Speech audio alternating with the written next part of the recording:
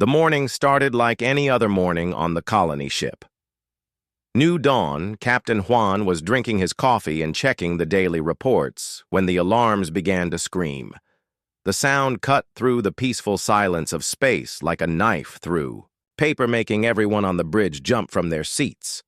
Something massive was coming toward them through the dark void of space. First Officer Yuna ran to her station with her hands shaking as she tried to read the sensors. The numbers on her screen made no sense at all. The object approaching them was bigger than anything they had ever seen before. It was 3 times the size of their entire colony ship, and it was moving faster than should be possible. Captain Juan put down his coffee cup and walked to the main viewing screen. His face was calm, but his heart was beating fast like a drum in his chest. He had been a ship captain for 20 years, and he had never seen anything like this before. The object was getting closer and closer, and soon they could see it clearly. It was a ship, but not like any ship humans had ever built. The alien vessel looked like it was made of pure gold that sparkled and shined in the light of distant stars.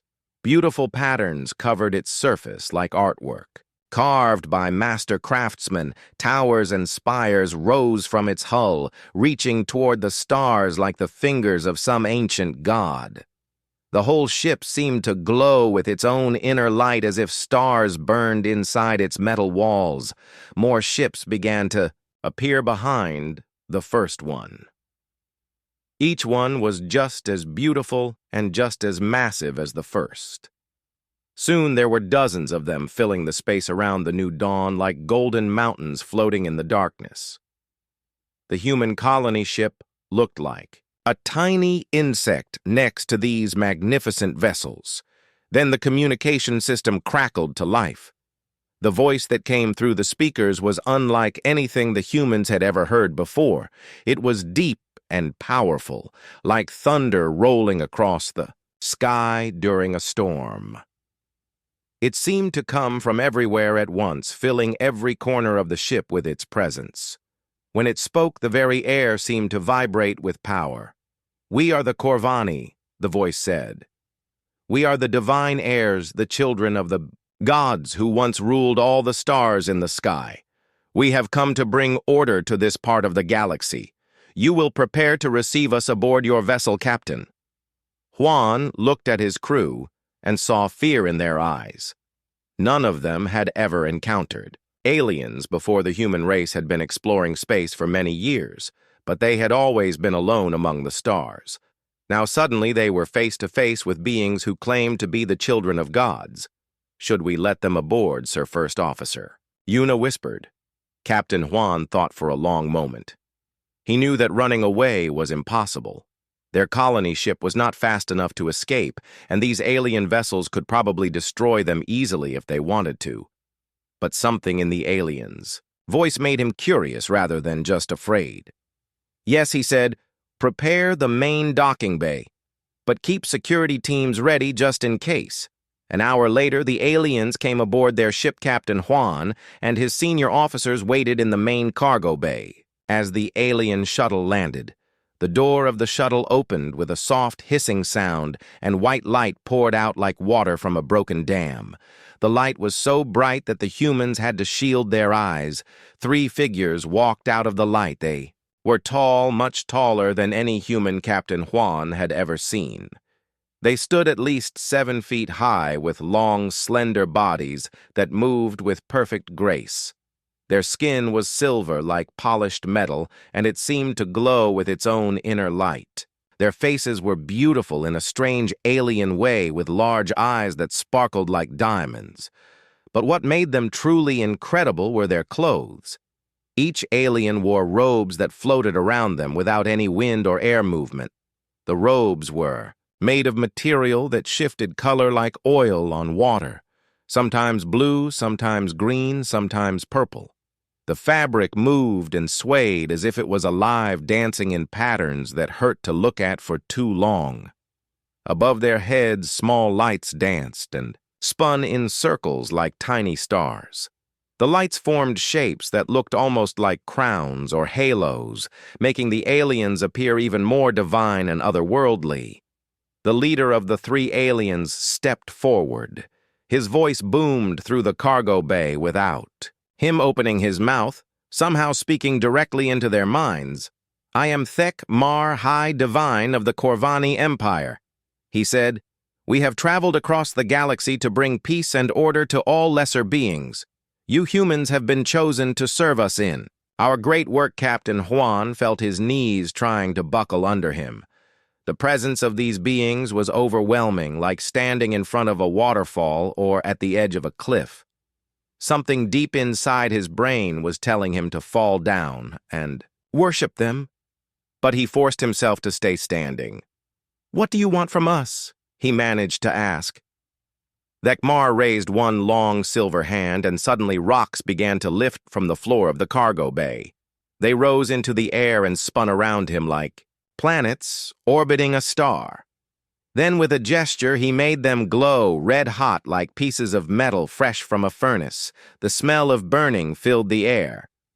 "We want what all gods want from their children," he said.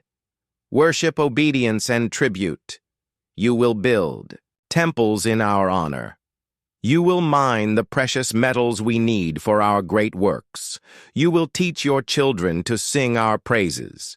In return, we will protect you from the dangers of the galaxy." One of the other aliens stepped forward, and flames began to dance around his fingers. The fire was impossible, bright burning without any fuel or source. The flames took shapes like birds and flowers before dissolving back into nothing. "Your technology is primitive. Your weapons are weak. Your ships are slow," he said. "But under our guidance, you will become something greater. You will become servants of the divine captain." Juan watched the display of power with growing amazement and fear. These beings could control matter and energy with their minds. They could make fire from nothing and lift heavy objects without touching them. They truly seemed like gods walking among mortals. But something bothered him as he watched the aliens perform their miracles. Captain Juan noticed small details that the others missed. When Thekmar made the rocks float, he saw a brief flicker of light from a device hidden in his robes. When the second alien created fire, Captain Juan caught a glimpse of something metallic attached to his wrist. These were not miracles. He realized these were machines. The aliens continued their demonstration for another hour, showing the humans wonders beyond imagination. They made illusions appear in the air, created music that seemed to come from nowhere, and even seemed to read the thoughts of some crew members. But Captain Juan kept watching for those little details, those tiny glimpses of hidden technology. When the aliens finally returned to their ship, they left behind a simple message. "Build temples, worship us, and prosper, refuse, and face the consequences." As soon as they were gone, Captain Juan called a meeting of his senior officers. Many of them were already talking about surrender. They had seen the power of these beings and believed resistance was impossible. But Captain Juan had seen something else. He quickly recorded everything he could remember about the alien visit. Then he sent a secret message back toward Earth, using the ship's hidden communication array. He included his observations about the hidden devices and his suspicions about the aliens' true nature. The message would take months to reach Admiral Sojin at Human Defense Command, but Captain Juan hoped it would arrive in time. Humanity needed to know that these self-proclaimed gods might not be as divine as they appeared. Meanwhile, across human space, the golden ships of the Corvani Empire continued their advance, bringing their message of divine rule to every human colony they could find, and one by one those colonies began to fall. 6 months had passed since the Corvani first appeared, and their empire of false gods now stretched across dozens of human worlds. Commander Jin Woo crouched behind a pile of rubble on Haven Prime, watching the aliens force his people to build another massive temple. The sound of hammers and drilling filled the air as humans worked like slaves under the burning sun.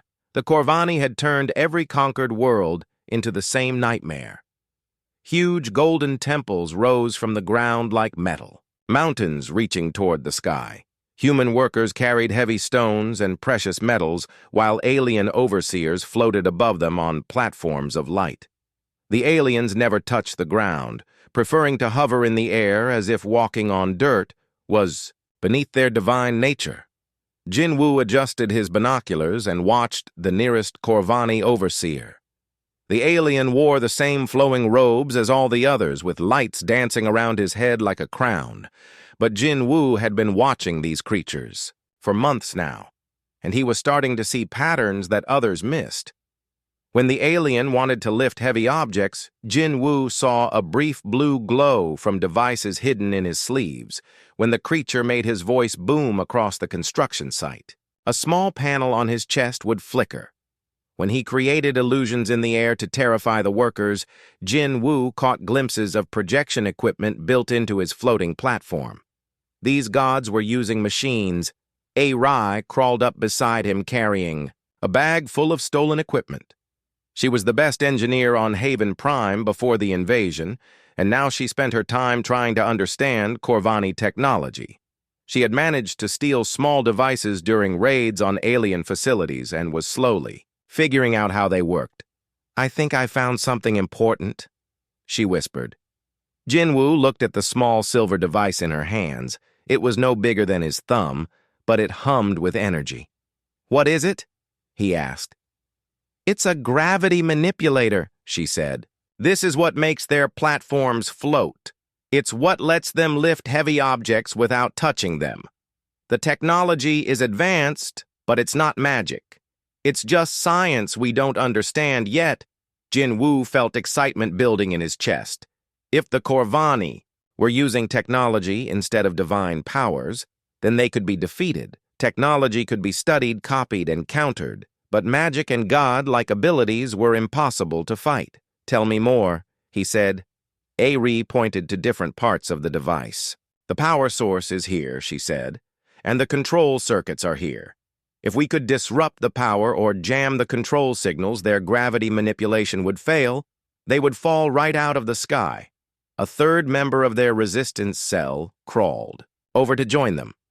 Tai Ho had been a Marine before the invasion, and he knew more about fighting than anyone else in their group. His face was grim as he listened to HFY explain the technology. "So these gods can be hurt," he said. HFY nodded. "Yes, but there's more. I managed to scan one of them with medical equipment during a raid. Their bodies are actually quite weak, much weaker than humans. They depend completely on their technology for protection and strength. Without their devices, they would be helpless." Jinwoo looked back at the construction site with new eyes. The floating platforms, the glowing skin, the dancing lights around their heads, it was all technology designed to make them look divine and powerful. But underneath all those, machines were creatures that might be even weaker than the humans they enslaved. "We need to spread this information," he said. "Every resistance cell needs to know the truth about these false gods." Over the following weeks, Jinwoo and his team worked. To steal more Corvani equipment, HFY reverse-engineered every device they could get their hands on, learning how the aliens created their miraculous displays. She discovered that their glowing skin came from bioluminescent implants. Their floating robes used tiny anti-gravity generators, and their telepathic voices were transmitted through neural interface devices. The most shocking discovery came when they managed to capture recordings of the Corvani when they thought no humans were watching. Without their technological enhancements, the aliens looked sick and tired. Their silver skin became dull and gray, their proud posture turned into a weak slouch, and their booming voices became thin and scared. "They are afraid," Tai Ho realized as they watched the recordings. "They are more afraid of us than we are of them." Jinwoo began sending coded messages to resistance cells on other worlds, sharing everything they had learned about Corvani technology. The response was immediate and encouraging. Humans across the galaxy began to see through the divine illusion, and resistance movements started to grow stronger. But the aliens were not stupid HFY. Divine Thekmar received reports of increasing resistance activities and technology thefts from across his empire. His beautiful face twisted with anger as he realized that some humans were beginning to question his divine nature. This could not be allowed to continue. He called together his war council in the Great Temple on Haven Prime. The chamber was designed to inspire awe and fear with pillars that reached impossibly high into the darkness and walls covered with moving pictures of Corvani victories. The air itself seemed to sparkle with divine energy, though Jin Woo would have recognized it as another holographic projection. "These humans grow troublesome," Thekmar said to his generals. "They steal our sacred artifacts and spread lies about our nature." One of his advisors stepped forward. "High Divine, perhaps we should make an example of the worst offenders. Public executions often quiet rebellious populations." Thekmar considered this, but then shook his head. "No," he said, "something more dramatic is needed, something that will crush their spirits completely and remind them of their place in the universe." He turned to look at a star map that showed the entire human territory in 3 dimensions. His eyes focused on one particular system, the birthplace of the human species and the center of their civilization, Earth. He said, "We will demonstrate our power where it will have the greatest impact. We will show them that even their precious homeworld bows before our divine might." The other Corvani in the chamber made sounds of approval and excitement. An assault on Earth would prove their divine status beyond any doubt and end the growing resistance movement once and for all, but none of them knew that their conversations were being recorded. Jin Woo had managed to plant listening devices throughout the temple. During construction, and every word of the Corvani planning session was transmitted to hidden resistance bases. The information was immediately coded and sent toward Earth using stolen communication equipment, Admiral. So Jin received the message. At Human Defense Command, just as reports of the Corvani plan began arriving from other sources. Her face remained calm as she read the intercepted intelligence, but inside, her heart was racing. The false gods were planning to attack Earth itself. She called an emergency meeting of the Defense Council and shared the intelligence with her most trusted advisors. The situation was desperate. The Corvani had superior numbers, superior technology, and now they were planning to strike at the heart of human civilization. But Admiral, So Jin had been working on something special for months. She had been gathering the greatest scientific and military minds in human space for a secret project. They were building something that would prove once and for all that the Corvani were not gods. The project was almost complete, and when it was finished, these false divinities would learn what real power looked like. The time for hiding and planning was almost over. Soon, humanity would show the galaxy that no one kneels before false gods. Deep in the asteroid belt between Mars and Jupiter, the largest construction project in human history was taking shape. Admiral Sojin stood on the observation deck of construction platform 7, watching thousands of workers swarm over the hull of humanity's greatest weapon. The ship was massive, bigger than any vessel humans had ever built before, but it looked nothing like the beautiful golden ships of the Corvani. This was a warship built for one purpose. The indomitable Spirit was a Dreadnought, designed by Dr. Kyung-ho, the most brilliant physicist in human space. Instead of trying to copy the Corvani flashy technology, he had focused on human strengths, durability, determination, and the refusal to give up when facing impossible odds. Every system had backup systems, every weapon was built for maximum damage, and every piece of armor was forged from the strongest materials human science could create. Captain Yoon Suk walked up beside Admiral So Jin to watch the construction. Her weathered face showed the scars of many battles, and her eyes held the steady gaze of someone who had never backed down from a fight. She had been chosen to command the indomitable Spirit because she understood what this ship represented. It was not just a weapon, it was a symbol of human defiance. "How much longer, Admiral?" she asked. "Dr. Kyung-ho says." "Another 2 weeks, Admiral." Sojin replied. The weapon systems are almost complete, and the armor plating is nearly finished. Then we just need to install the new engines and run final tests. Captain Yoon-suk nodded as she watched the workers. The ship was impressive, but it was also very different from traditional human vessels. Most of their ships were built for exploration or transport with weapons, added as an afterthought. But the indomitable spirit was designed from the ground up to fight and win against enemies who thought they were gods. What makes you think this will work? Captain Yoon-suk asked. The Corvani have bigger ships, more advanced technology, and they outnumber us by hundreds to one admiral. Sojin smiled. The same thing that has always made humans dangerous, she said. We refuse to believe that anything is impossible. The Corvani think they are gods, and gods do not expect to be challenged by mortals. That overconfidence will be their weakness. Across human space-resistant cells were receiving new orders and equipment. Admiral. Sojin had been secretly coordinating with Commander Jin Woo and other resistance leaders for months. Now it was time to put their plans into action. Every cell received small devices created by engineer A.A. Ree that could disrupt Corvani technology. The devices were simple but effective. They generated electromagnetic pulses that could interfere with the aliens' equipment, causing their gravity manipulators to fail, their holographic projectors to malfunction, and their neural interfaces to shut down. The resistance fighters called them God Killers because they stripped away the Corvani illusion of divine power. Training began immediately across dozens of worlds. Resistance fighters learned how to use the God Killers effectively and how to coordinate their attacks for maximum impact.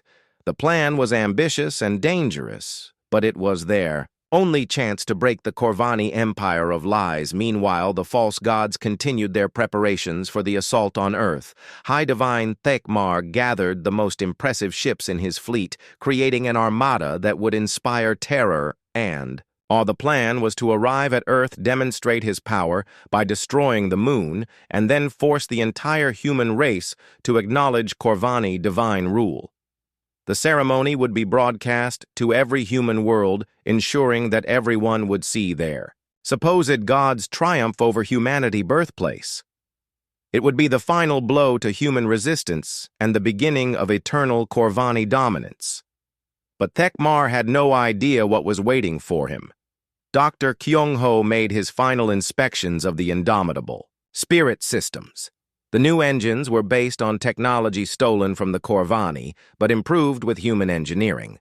The weapons could punch through the strongest armor known to science, and the defensive systems were designed to keep fighting, even after taking massive damage. This ship represents everything we are as a species, he told Captain Yoon-suk. We are not the strongest or the most advanced, but we are the most stubborn. When someone tells us something is impossible, we find a way to prove them wrong. Captain Yoon-suk ran her hand along the ship's hull, feeling the solid metal beneath her fingers. The indomitable spirit might not be as beautiful as the golden Corvani vessels, but it was real. It was honest. It was human admiral. Sojin received word that the Corvani fleet was moving toward Earth. The false gods were coming, and they expected to find a helpless world ready to surrender. But instead, they would find humanity ready to fight. The secret communication networks carried final messages to resistance cells across the galaxy. The time for hiding was over. In just a few days, the truth about the Corvani would be revealed to everyone. The empire of lies was about to crumble, and a new age would begin. Captain Yoon-suk took her place on the bridge of the indomitable spirit as the great ship prepared to leave its construction berth.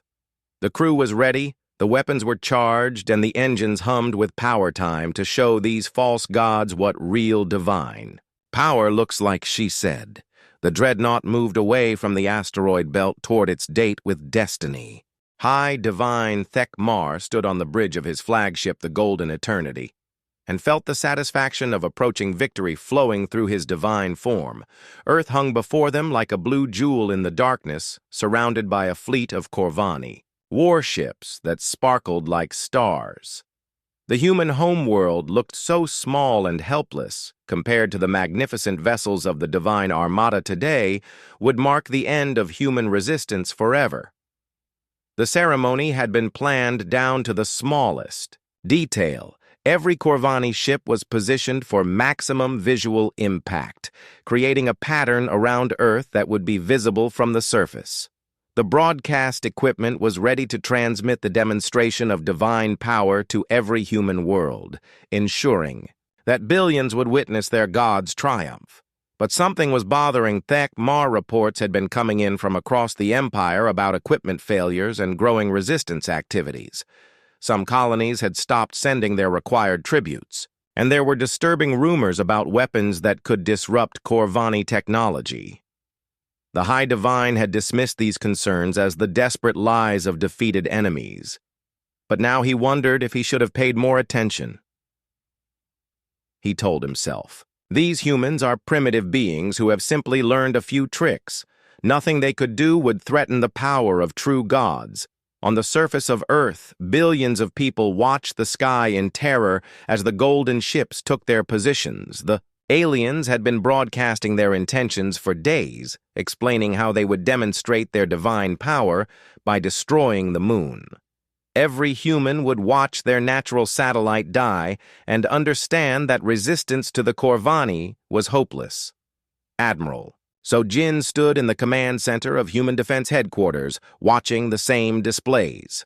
Her face was calm, but her heart was racing with anticipation. Everything depended on perfect timing. If any part of the plan failed, Earth itself might be destroyed. But she had faith in human ingenuity, and the courage of people like Commander Jin Woo and Captain Yoon Suk. Resistance cells across the galaxy made their final preparations. Commander Jin Woo crouched in the ruins of a Corvani temple on Haven Prime with his God-killer device ready. Engineer A. Ree had improved the design over the past months, creating a more powerful version that could disrupt alien technology from greater distances. The Resistance fighters called this new version the Revelation because it would reveal the truth about their false gods. Similar scenes were playing out on dozens of worlds as Resistance fighters prepared to strike simultaneously when the signal came. The plan required perfect coordination, but humans had always been good at working together when their survival was at stake. High Divine, Thek Mar began the ceremony that would crush human resistance forever. His voice boomed across space as he spoke to every human world simultaneously transmitted. By the most advanced communication technology in the galaxy. Behold, mortals, the true power of your gods, he declared. Today you will witness divine might beyond your understanding. Your moon will be destroyed as easily as a child crushes an insect, and you will know that resistance to our will is futile. He raised his arms dramatically, and the energy systems of his flagship began to charge. The weapon that would destroy the moon was the most powerful device in the Corvani arsenal capable of cracking a planet in half, but Thek Mar intended to use only enough power to shatter the moon completely, leaving Earth untouched, but forever changed. The charging process would take several minutes, giving every human time to watch and despair as the weapon powered up. The golden eternity began to glow with increasing brightness until it looked like a second sun hanging in space. But Admiral Sojin was ready. At that exact moment, resistance cells across the galaxy activated their God-killer devices. Commander Jin Woo pressed the button on his revelation generator and watched with satisfaction as every piece of Corvani equipment in the area shut down. The aliens' floating platforms crashed to the ground, their glowing skin went dark, and their beautiful robes fell limp around their suddenly ordinary bodies. The same scene played out on world after world as the electromagnetic pulses disrupted alien technology.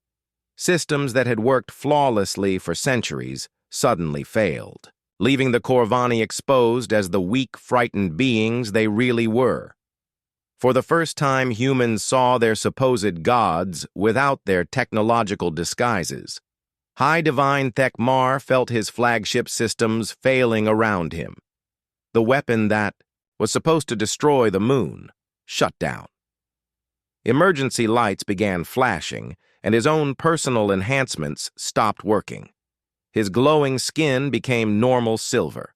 His floating robes dropped to the deck, and his telepathic voice became an ordinary sound that barely carried across the bridge. "What is happening?" he screamed, but his voice was no longer divine thunder. It was the frightened cry of a creature whose greatest weapon had always been illusion. Then the indomitable spirit arrived. Captain Yun-Suk brought her Dreadnought out of faster-than-light travel directly in front of the Corvani fleet.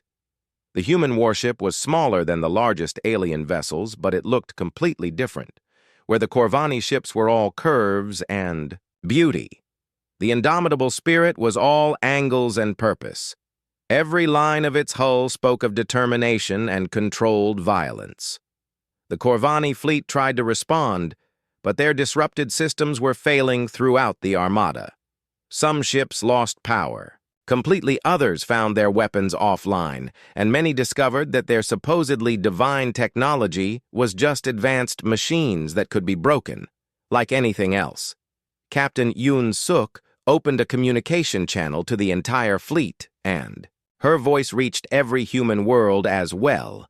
"People of Earth and the galaxy," she announced. "These beings are not gods. They are frauds who use technology to create illusions of power. Today we show them what real strength looks like." The indomitable spirit weapon systems came online, and the first salvo punched through the lead Corvani ship shields like they were made of paper. The alien vessel, beautiful hull cracked and split as human weapons tore it apart. The ship that had looked so magnificent and untouchable just moments before became a cloud of debris drifting through space. High Divine Thekmar watched in horror as more human weapons fire reached his fleet. The Golden Eternity tried to return fire, but its disrupted systems could barely function. The shots that did hit the indomitable spirit were absorbed by armor designed to withstand anything the galaxy could throw at it. "This is impossible," he whispered. "How can mortals defeat gods?" But Admiral, so Jin had the answer, and she broadcast it to every human world using communication equipment on the indomitable spirit. "They are not gods," she declared. "They never were. They are bullies who use advanced technology to frighten species they think are weaker. But today they have learned that humans bow to no false idols. Today they discover that the only thing divine in this universe is the courage to stand up and fight. The battle was just beginning, but the outcome was no longer in doubt. The empire of lies was crumbling, and humanity was about to show the galaxy what mortals could accomplish when they refused to kneel. The space around Earth became a storm of fire and metal as the indomitable spirit tore through the Corvani fleet like an avenging angel. Captain Yun-Suk stood on her bridge, watching her weapons systematically destroy ships that had seemed untouchable. Just minutes before, the alien vessels were beautiful, but they had been designed more for intimidation than actual combat. Their hulls cracked under human firepower like eggshells. High Divine Thekmar tried desperately to rally his fleet, but the simultaneous failure of Corvani technology across the galaxy had shattered more than just their equipment. It had broken their confidence. For centuries, they had believed in their own divine nature, and now that belief was crumbling along with their Empire. "Return fire, destroy that ship." He screamed at his weapons officers, but the Golden Eternity systems were failing throughout the massive vessel. Half the weapon batteries were offline, and the ones that still functioned could barely penetrate. The indomitable spirit armor, the human Dreadnought, had been built specifically to fight enemies. Like this, Dr. Kyung-ho had studied every piece of stolen Corvani technology and designed countermeasures for their most advanced weapons, the alien energy. Beams that had once seemed unstoppable were absorbed by specialized armor plating and redirected into the ship power systems. Meanwhile, across the galaxy, the revelation was spreading. Commander Jin Woo led uprising after uprising on Haven Prime. As Corvani ground forces found themselves helpless without their technology, the aliens who had seemed so powerful and terrifying were revealed to be physically weaker than humans and completely dependent on their machines for survival engineer. Irie had been right about their biology. Without their enhancements, the Corvani were fragile creatures who had never learned to fight with their own strength. They had conquered through fear and illusion, but when those weapons were taken away, they had nothing left on world after world. The same pattern repeated itself. Resistance fighters activated their God-killer devices. Corvani technology failed, and human prisoners discovered that their captors were not divine beings, but frightened aliens who fell easily to determined resistance. The temples that had seemed so magnificent were revealed as hollow monuments to false power. Dr. Kyung-ho's voice reached every human world as he broadcast from the indomitable spirit, explaining the science behind the Corvani deception. He showed detailed scans of their technology, proving that their miracles were just advanced machines. He displayed recordings of the aliens without their enhancements, revealing weak silver-skinned beings who looked nothing like gods. The floating platforms use anti-gravity generators, he explained. The glowing skin comes from bioluminescent implants. The telepathic voices are transmitted through neural interface devices. Everything you thought was divine. Power is just technology that can be understood, studied, and defeated. Captain Yoon Suk pursued the fleeing Corvani flagship as High Divine Thekmar tried desperately to escape. The Golden Eternity was fast, but the indomitable spirit had been designed by humans who understood that sometimes the most important thing was being too stubborn to give up. The human Dreadnought followed its prey, relentlessly closing the distance with every passing minute. Other Corvani ships tried to protect their leader, but they were scattered and demoralized. The systematic destruction of their fleet had shown them something they had never considered before. They were not invincible. Their technology could be countered, their ships could be destroyed, and their divine authority was nothing more than an elaborate lie admiral. So Jin watched the battle from Earth with growing satisfaction. The plan had worked better than she had dared to hope. The simultaneous failure of Corvani technology had created exactly the revelation she had wanted. Every human in the galaxy now knew that these supposed gods were just advanced aliens who could be defeated, but the most important part of the plan was yet to come, as the indomitable spirit closed in on the Golden Eternity. Captain Yoon Suk opened a communication channel to the fleeing flagship. Her voice was calm and steady as she addressed the former god who had terrorized so many worlds, High Divine Thekmar. She said, "You have two choices, surrender and face. Trial for your crimes against humanity or continue running and be destroyed, the same choice you gave to every world you conquered." Thekmar's response was filled with desperation and rage. "You cannot do this to us. We are gods. We are divine. You are nothing." Captain Yoon Suk interrupted. "You are bullies who picked on species you thought were weaker. You are cowards who hid behind illusions because you were too afraid to face anyone as equals. But today, your lies end. The Golden Eternity weapon." Systems came back online for a few seconds and fired a desperate barrage at the pursuing human ship. But the indomitable spirit armor held, and Captain Yoon Suk returned fire with measured precision, her weapons carved through the alien flagship. Hull like a sword, through silk, High Divine. Thekmar felt his beautiful ship dying around him. Emergency systems failed one by one as human weapons found every weak point in the supposedly divine vessel. He realized with growing horror that his empire was truly ending. The beings he had thought of as primitive mortals had proven themselves superior in every way that mattered. But in his final moments of desperation, he revealed one last truth about the Corvani Empire. We are not conquerors by choice. He transmitted to the indomitable spirit as his ship broke apart around him. We are refugees. Our homeworld was destroyed by something far worse than you can imagine. We became what we hated because we thought only gods could survive what is coming. Transmission cut off as the Golden Eternity hull cracked completely, spilling its contents into the void. High Divine Thekmar floated in space, watching his empire die while human rescue ships moved to save survivors who chose to surrender. Captain Yoon-suk reported the alien leader final words to Admiral So-jin, and both women realized that the Corvani story was more complicated than they had thought.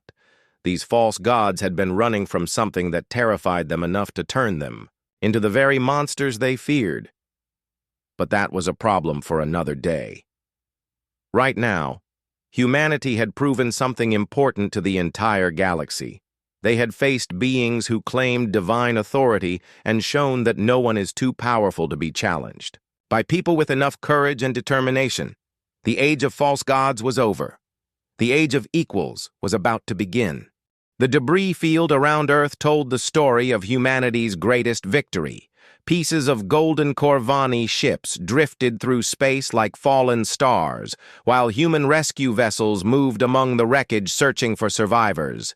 Captain Yoon-suk stood on the bridge of the indomitable Spirit, watching her crew help aliens who had claimed to be gods just hours before. Many of the Corvani had chosen surrender over death, and now they huddled in human rescue ships looking nothing like the divine beings they had pretended to be. Without their technological enhancements, they appeared weak and frightened, their silver skin dull, and their proud bearing reduced to fearful cowering. They had ruled through terror for so long that they had forgotten how to be anything else, Admiral. So-jin arrived at the battle site aboard her command ship to survey the aftermath of the conflict. She had spent months planning this moment, but seeing it in reality was different from imagining it.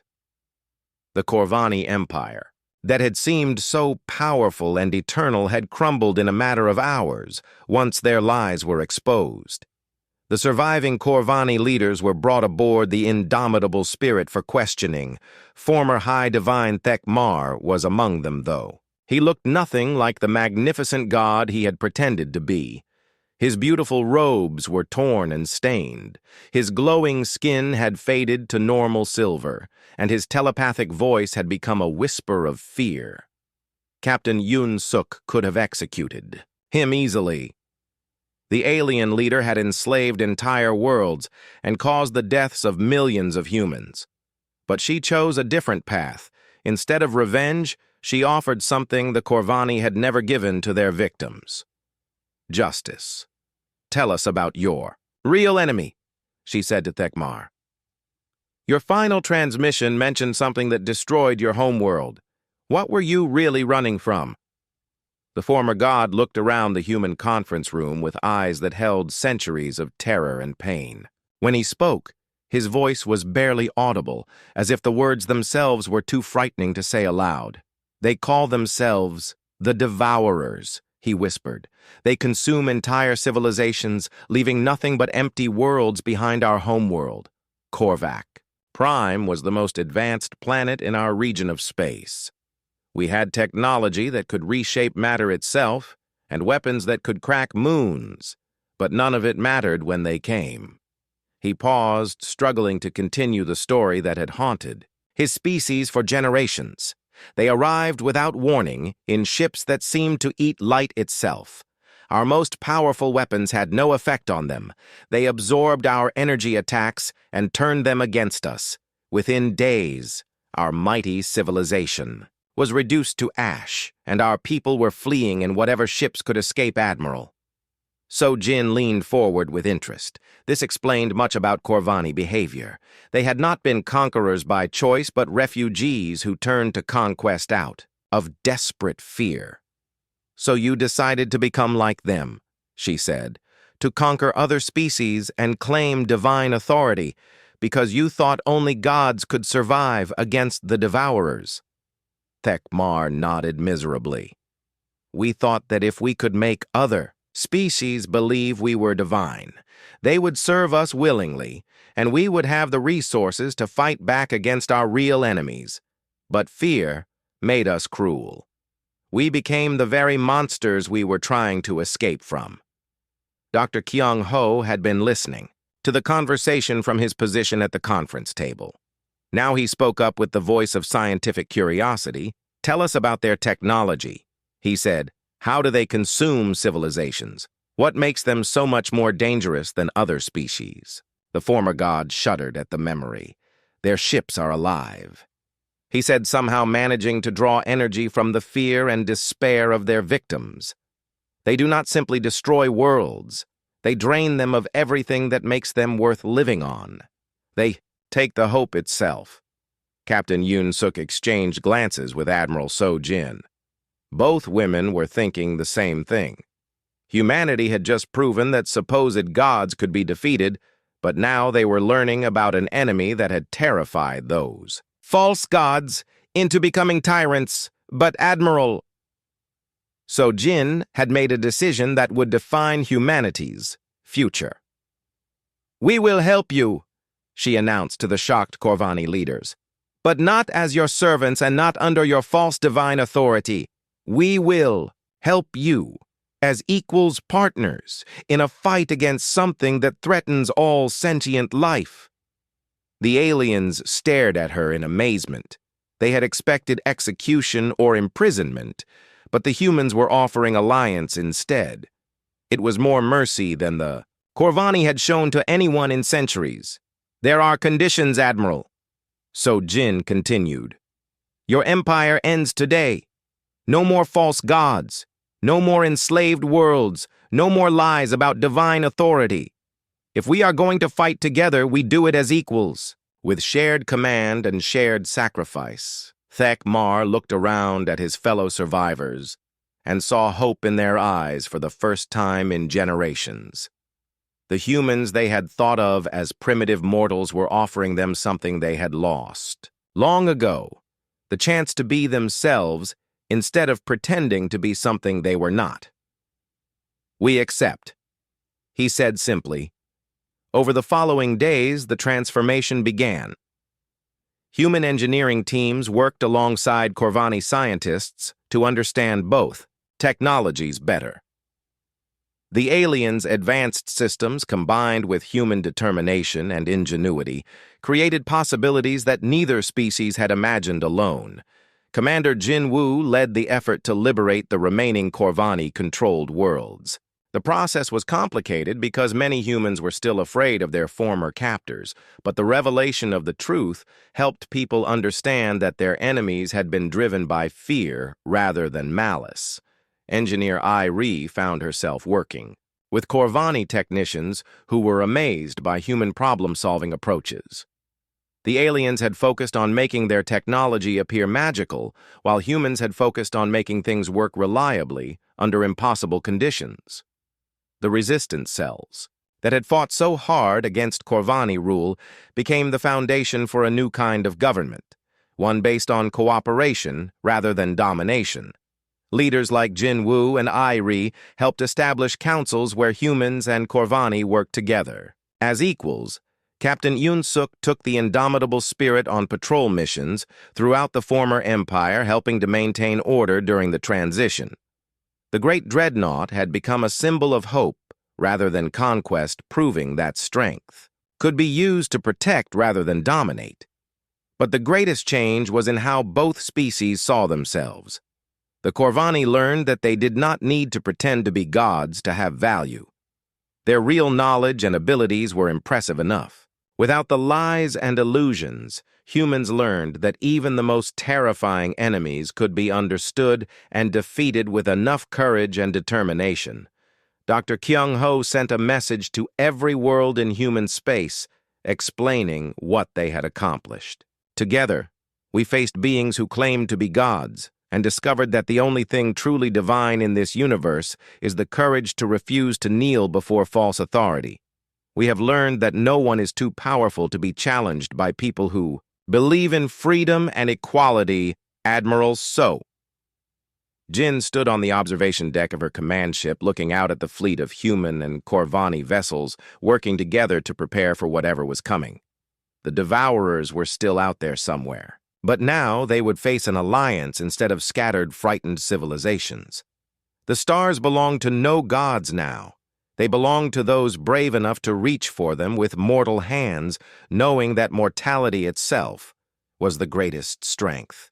Of all, when you know your time is limited, you fight harder, love deeper, and refuse to waste a single moment on your knees. The age of false gods was over. The age of equals had begun.